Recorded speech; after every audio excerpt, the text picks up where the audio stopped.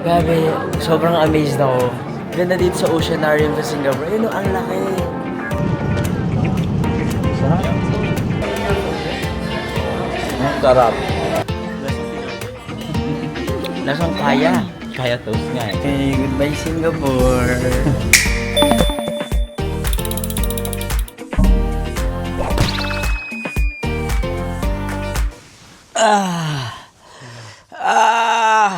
Yes, yes, go! Go, go, go, go, go. Taas ng energy. Hi guys! Welcome to another vlog. Ako nga pala si Buji at mahilig ako mag-story time. Kung di nyo pa ako fina-follow, i-follow nyo na ako. Andito tayo ngayon sa Singapore, sa Resorts World Sentosa. Kung napanood nyo yung mga previous vlogs ko, tayo ay 3 araw nang nandito sa Singapore at nag-stay tayo sa Resorts World Sentosa. And unfortunately, it's time for us to say goodbye to this beautiful island country. Bago tayo magpaalam, madami pa din tayong gagawin ngayong araw. Time check, it's 9 in the morning. Tayo ay magche-check out na dito sa ating napakagandang room sa Hotel Michael, nasa loob lang ng Resorts World Sentosa. At tayo ay magda-drop off ng ating bagahe bago tayo pumuntang breakfast dahil iiwan natin yung gamit natin doon, pero marami pa tayong i-explore dito sa Resorts World Sentosa. Pupunta tayo sa Oceanarium dahil ang flight natin ay mamaya pang alas 7 ng gabi. So medyo madami-dami pa tayong magagawa dito. So ano pang hinihintay natin? All my bags are packed. I'm ready to go. I'm standing here outside the door. I hate to wake you up to say goodnight. Ay, goodbye pala. Mali pa lyrics. Anyway, goodbye Hotel Michael. Grabe, sobrang sarap ng kama na to, tulugan. Sobrang lambot. Kung pwede ko lang iuwi yung unan, pati yung kama. Sobrang perfect. By the way, bago ko pumuntang breakfast at bago ako mag-check out, nabook namin tong hotel room na to via Klook. Kapag magbubook kayo ng hotel, don't forget to use my Klook discount code Buji Babiera Klook. Alam nyo na yan.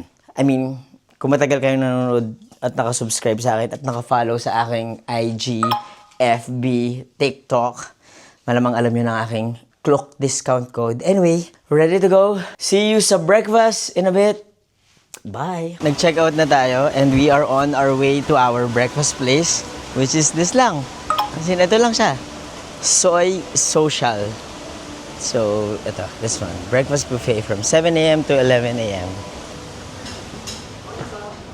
Okay. Same selection pa rin ng breakfast. Merong congee, merong dim sum. Pero iba na yung ano. Ayan. Tapos, ano meron? May fried chicken. Oh my God, fried chicken. Tsaka fried gyoza. Rice. Tsaka grilled fish. Wow. Vegetables, hash brown. Oh my God, bacon and sausage. My favorite. Yung salad station nila. Then this is the bread station. Pero yung bread, bago na siya. Ito yogurt. Favorite ko din ito. Masarap yung kahapon. Tapos meron silang fruits. Of course, meron silang coffee. Pero hindi ko ganong gusto yung coffee dito. Pero pwede na. Ito may nakita din tayo. Excuse me po. Kaya po kasi Marvin, sama ko. Sorry. Sabi, gutom na gutom ako. Tingnan nyo. Dami kong kinuha. Meron akong coffee, scrambled eggs, bread, fruits, chicken, bacon, vegetables, rice, tapos noodles. Bumay ito. Doon meron. Mas maganda yung selection today kaysa kahapon. Ay, thank you, thank you. Kung may gyoza na ata, kukuha ko. Unahin ko yung soup kasi parang medyo nahihilo pa din ako from yesterday's mga pa-rides. Hindi ko alam.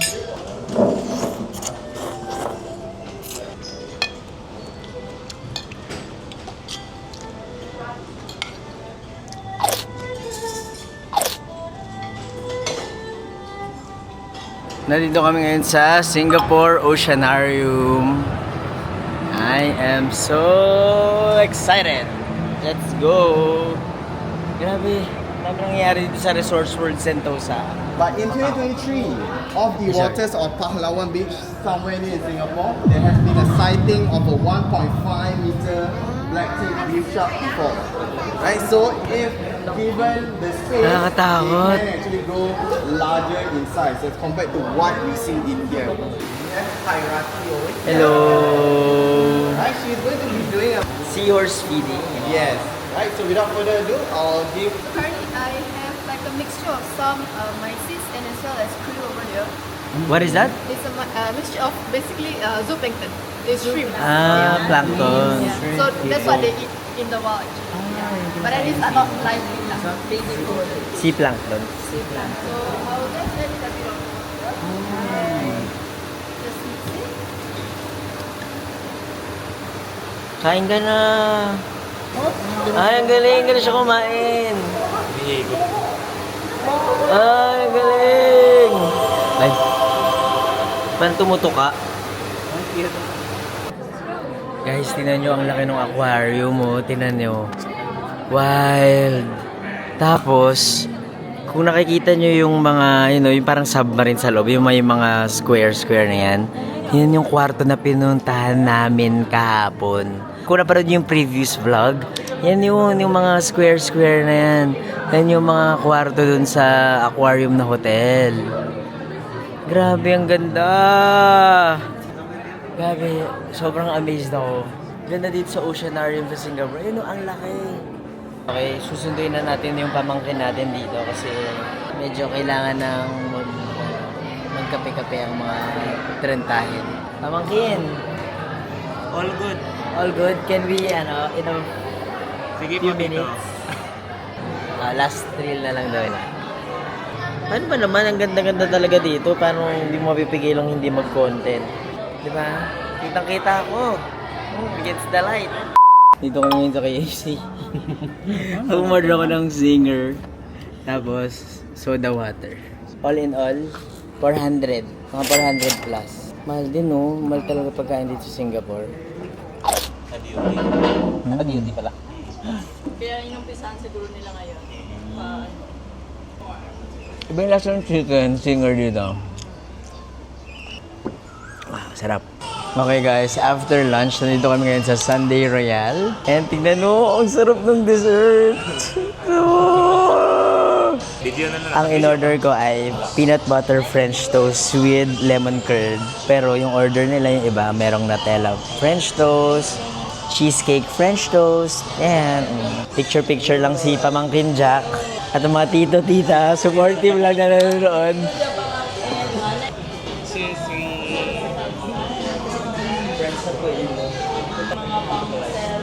Arte. Ang lambot nung ano. Yung French toast. Yung French toast. Ang sarap. Guys, try nyo yung peanut butter. Pwede ko mo try peanut butter. Wala mo. No, it's okay. Yan na lang, para mas okay yan sa video. Paalis na kami dito sa Resorts World Sentosa. Bye-bye! Ayan, may kanya-kanya kaming mga service. Nag-check out na ako sa Hotel Michael. Hindi na ako naka-vlog kasi nag-story time pa ako. Abangan nyo na lang sa akin TikTok. Most likely, hindi ko alam kung naka-upload na siya ngayon. Pero, ayun. Bye Resorts World! Papunta na kami ngayon sa Changi Airport. Hi! What's your name? So, I'm Lester. This is my number. Oh my God. Yes. So, you ready to go? Yes, Sir Aaron. Hello. Do you wanna say hi to my vlog? Hello. Hi, this is Sir Aaron. Please wait for me. Okay, thank you. See you later. Bye-bye, bye-bye, bye-bye. Ay, that's mine. Sorry. No. Different car. Yay, I have a different car. Nakakahiya. Diba? Wow, ako lang mag-isa dito. You want to pass me the camera? Ay, no. Okay. Yeah, I'll take it. Bye-bye. Just kidding. I hope you had a good trip. Goodbye. See you soon. Bye-bye. Bye, Hayden. Bye-bye. Thank you. What is this? Wet towel. Thank you. Dito na ako sa Changi Airport at ano mo, self-check-in lang talaga. So, Ready to fly. Collect your boarding pass. Singapore Airlines. Boom. Tingnan natin kung paano ang gagawin. Well, Chinese New Year kasi ngayon eh. I mean, Chinese New Year time. Okay, nag-check-in na tayo.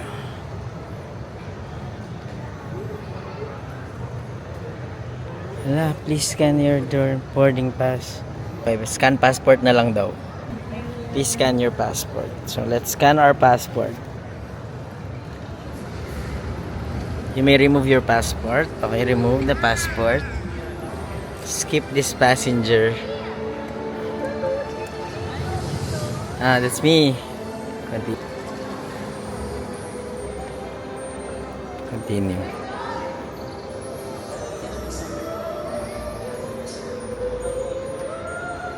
Ay, ang galing. Lumabas na. Oh. Boom. Please proceed to the automated bag. 5. Magba-bag drop na tayo. So, drop your bag.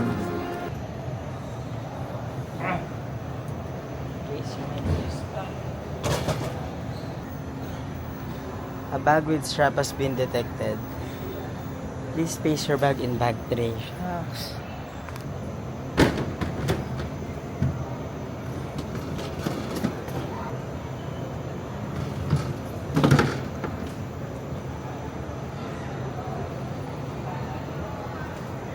Kilo. Bahala na. Hindi ko alam kung tama yung ginawa ko.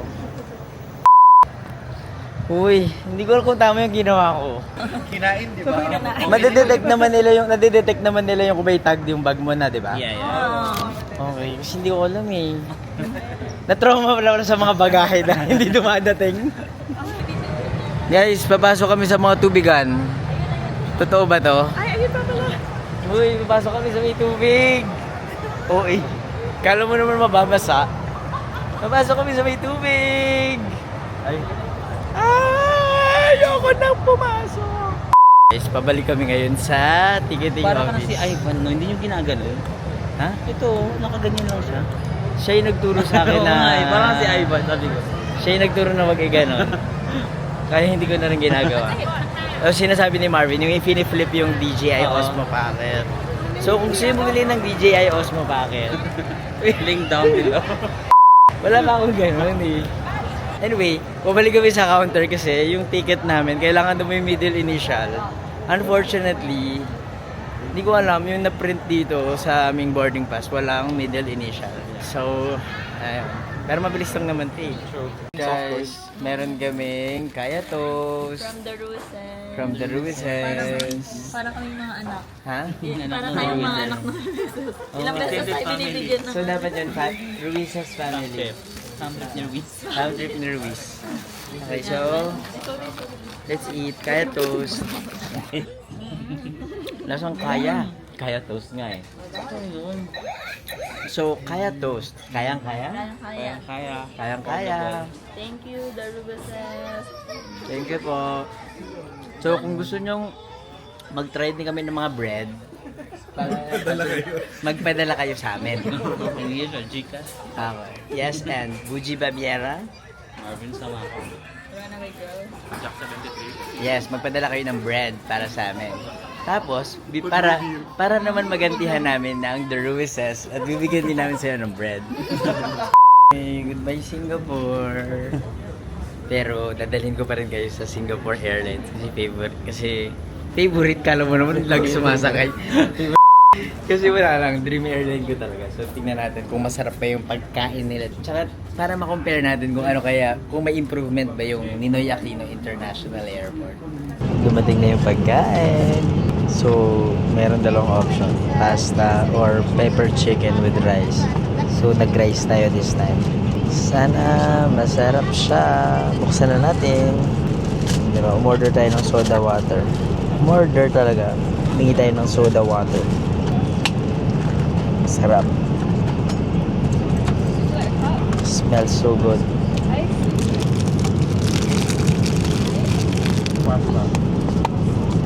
Chicken yan?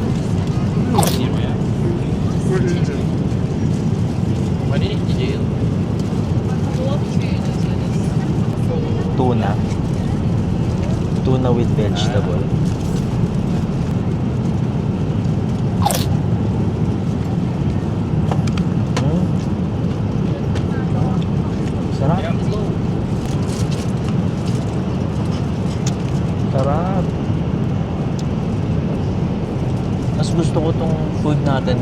crust. Galing oh, may ice cream. For dessert. Anong flavor to? Salted caramel.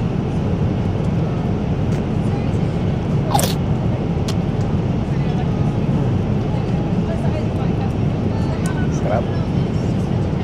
Touchdown, Manila! Nandito na ako ngayon sa Ninoy Aquino International Airport, Terminal 3. At, back in the home country. That was a quick 3-hour flight from Singapore to Manila via Singapore Airlines. Sobrang saya ko na nakasaya ko ng Singapore Airlines kasi one of my dream airlines or one of my dream carriers na sakyan is yung Singapore Airlines. And I would say na this time, mas maganda yung experience ko pa uwi kasi mas masarap yung pagkain. But generally, ang ganda ng service, ang ganda ng aeroplano, ang komportable nung nung seats, maganda yung screen, ang ganda ng selection ng movies, ng music. Ayun, masaya ako sa Singapore Airlines. So, gusto ko lang sabihin sa inyo na kapag lalapag kayo ng Philippines, don't forget to fill out your e-travel form. Yan, importante yan. And ako ginawa ko na yun sa aeroplano. Sa aeroplano, meron din pala akong internet. Hindi siya ganun kabilis, pero nag-sign up ako ng KrisFlyer membership sa Singapore Airlines at merong libreng internet on board.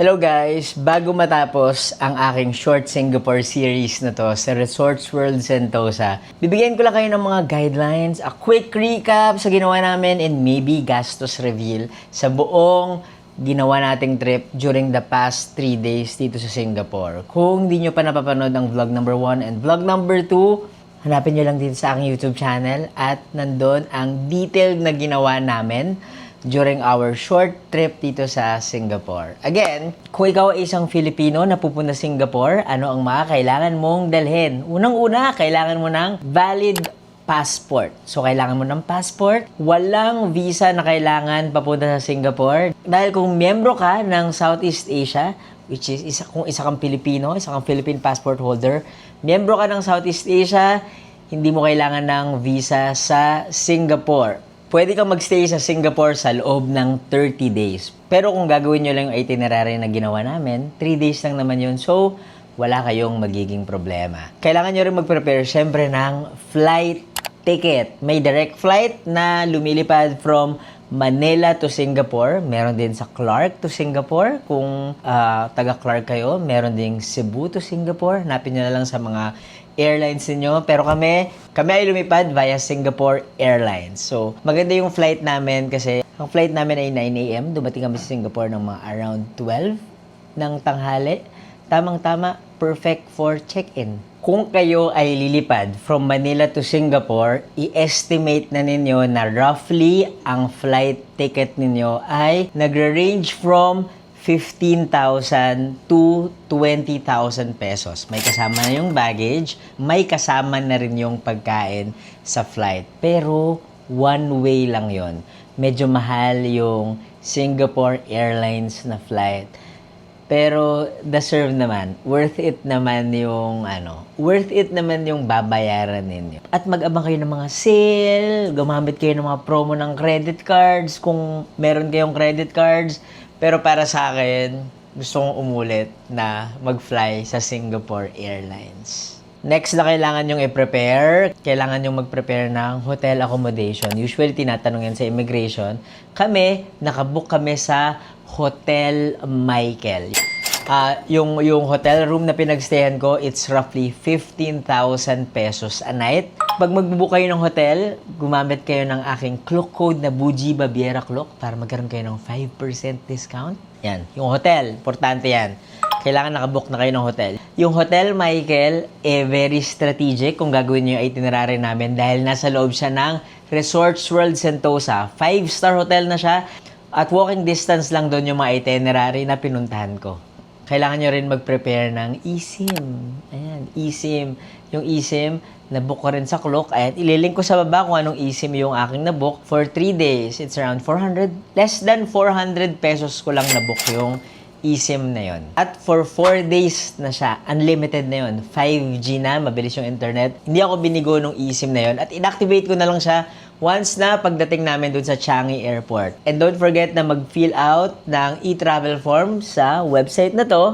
At sa Singapore naman, kailangan nyo ring mag-fill out ng e-arrival form.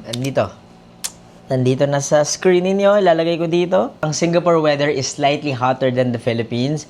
Kung ano yung usual na sinusuot nyo dito sa Pilipinas, perfect yan na dalhin nyo sa Singapore. Hindi nyo kailangan magdala ng mga bulky items, pero madami kasing mabibili sa Singapore, maraming pwedeng pag-shoppingan. So make sure na may extra baggage allowance kayo. Madami talaga kayong mabibili sa Singapore, promise. So, let's go to our day 1 itinerary. Pagdating namin sa Changi Airport, dire-diretso lang kami, kinuha namin yung baggage at sinundo kami ng private transfer from Resorts World Sentosa. Pwede kayo mag-pre-arrange ng inyong private transfer sa Resorts World Sentosa. Tawagan nyo lang sila, mag-email lang kayo and inform them na darating kayo. Kung gusto nyo ng private airport transfer, mas madali kung ibubook nyo na lang yun via Klook. Pwede rin kayong mag-Grab kung gusto ninyo dahil Grab is very accessible sa Singapore at pwede rin kayong mag-public transport. The best way is to take the train pero madami-dami nga lang yung mga transfer na kakailanganin nyo. So from Changi MRT Station, board the Green Line to Tanah Merah Station. From Tanah Merah, baba kayo and transfer to another Green Line na papunta sa Tuas Link. And from Tuas Link, dire-diretso kayo at bumaba kayo sa Outram Park. Pagdating nyo sa Outram Park Station, mag-transfer kayo sa Purple Line. At bumaba kayo sa Harbourfront Train Station. From Harbourfront Station, mag-exit kayo sa Exit E at pumunta kayo sa Vivo City Mall. At from Vivo City Mall, hanapin nyo yung train papunta sa Sentosa. Merong Sentosa Express Monorail na dadalhin kayo from Vivo City Mall papunta na sa Sentosa. At from Sentosa, lakad na lang kayo papunta sa Resorts World Sentosa at hanapin nyo ang Hotel Michael. Pwede kayong gumamit ng GCash card or pwede kayong gumamit ng credit card para sa inyong transportation sa Singapore. Okay, anyway. So, day 1, anong ginawa namin? 12 o'clock, nag-check-in kami. Luckily, available yung room na nabook ko. So, umakyat lang ako sa kwarto ko, nag-freshen up, nilapag ko lang yung gamit ko, kumuha ko ng mga gamit for our next activity. And yun na, nakita-kita kami ng 12:45 sa lobby ng mga kasama ko, papunta sa aming first destination. Pero meron kaming mga kasama na hindi pa available yung kwarto nila. Pero pinayagan sila na ilapag yung gamit nila doon sa luggage counter ng hotel. Secured naman siya at safe yung mga gamit. Our first destination ng aming day 1 ay ang Adventure Cove Water Park. Please bring your swimwear dahil definitely mababasa talaga kayo kung gusto nyong ma-enjoy ang activity sa Adventure Cove Water Park.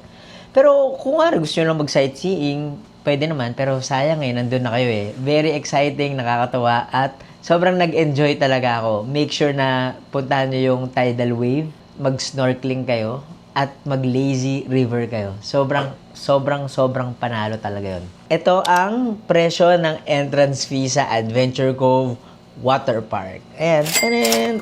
Doon na rin kami nag-lunch sa Bay Restaurant. Andun kami until 5 p.m. From 5 p.m., bumalik ako sa Hotel Michael, 10 to 15 minutes lang yung lakad. Nag-freshen up lang ako dahil at 6 p.m. meron kaming reservation sa isang French restaurant called Mutard, na nasa Resorts World Sentosa lang din. So, alam mo yun, very convenient na nandun na kami nakapag-stay. Okay, so dun kami kumain, sobrang sarap ng pagkain, na-enjoy ko talaga. Afterwards, pagkatapos namin mag-lunch, pumunta kami sa Harry Potter Visions of Magic. Ay, grabe. Sobrang nag-enjoy ako as a Potterhead. Sa Harry Potter Visions of Magic, nabook din namin ang aming entrance fee via Klook at ito ang price list niya. Tanan! Sabi ng mga ibang taong napagtanungan ko, parang namamahalan sila sa presyo ng Harry Potter Visions of Magic. Pero kung Potterhead kayo na kagaya ko, grabe, super worth it talaga siya. Estimately, 45 minutes yung isi-spend nyo doon. Pero ako, siguro mga 1 hour 15 minutes ako sa loob kasi ninamnam ko talaga yung mga kaganapan dun sa loob. As in, nagbabad talaga ako para lang mag-wand, maglaro with the walls. Yung buong activity, very interactive siya. Bibigyan kayo ng wand, tapos yung wand ninyo, pwede nyo siyang paglaruan, tapos may mga magic spells kayong pwedeng gawin all throughout that activity. So after ng Harry Potter Visions of Magic, nag-nightcap kami, pumunta kami sa isang speakeasy bar called Horatio na katabing-katabi lang ng Hotel Michael. So, nag-few drinks muna kami bago matulog. Grabe, sobrang haba ng ginawa namin sa day 1 pero sobrang sulit na sulit talaga. Kinabukasan, day 2. Alam mo yung day 2 namin, muntik na kaming malate dahil napahaba yung tulog namin. Siguro pagod kami pero alam mo, lahat kami, mga kasama ko, sila Marvin, sila Shani, si Jack, at yung The Ruizes, sinabi nila na sobrang sarap nung kama dun sa Hotel Michael. As in, sobrang lambot, sobrang comfy, sakto yung aircon, the best. Sabi ko nga dun sa vlog ko, di ba, parang gusto kong bilhin yung unan nila. Grabe, sobrang sarap ng kama na to, tulugan. Sobrang lambot. Kung pwede ko lang iuwi yung unan, pati yung kama. Ang hotel room namin comes with a breakfast. At yung breakfast ay sa isang restaurant called Soy Social. Okay, yung Soy Social, one of the best dining experience daw according sa Tatler, Singapore. And okay naman yung breakfast buffet nila. Hindi siya kasing bongga ng mga ibang breakfast buffet na parang Vikings level. Pero maganda yung selection ng pagkain nila at nabusog naman kami. Yung second day kasi namin, we want to spend it sa Universal Studios Singapore. Pero nag-decide kami na pumunta na lang kami doon during lunchtime dahil umikot muna kami around Resorts World Sentosa. We were lucky enough dahil tinur kami sa mga hotels na meron sa Resorts World Sentosa. Dalawa yung pinuntahan ko. Ang pangalan ng hotel ay The Laurus. Ayan, yan yung pinakabago nilang hotel sa Resorts World Sentosa. At yung pangalawang hotel na pinuntahan ko ay ang Aquarius. Sa Aquarius, yun yung merong aquarium na hotel. Grabe, sobrang ganda. Amazing yung aquarium na hotel. As in, sobrang daming isda, sobrang daming sea creatures, at parang nakakatuwa. Kung meron kayong kasamang bata, nako, mag-e-enjoy talaga sila. Ito, ang price list ng Aquarius, at pwede nyo rin siyang mabook via Klook. Again, kung mag-book kayo ng hotel, don't forget to use my code, BG Babiera Klook. Okay? And then lunchtime, pumunta kami sa Universal Studios Singapore. Doon na rin kami nag-lunch sa loob. Parang saya-saya ko nga kasi dati hindi ko afford mag-lunch doon sa Universal Studios Singapore. Pero ngayon, nakapag-lunch na ako doon.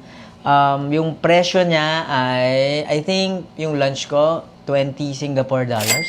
Around 1,000 pesos. Yun yung lunch ko. Tapos, yun, nag-ikot-ikot kami sa Universal Studios Singapore, and definitely, pinuntahan ko yung mga favorite kong rides, yung Transformer, yung Battlestar Galactica, yung Revenge of the Mummy, tapos meron silang bagong attraction doon, yung Minion Land, na wala nung huli kong punta more than 10 years ago. Pero ang napansin ko, grabe, nahilo ko. In fairness, nahilo talaga ako sa mga rides.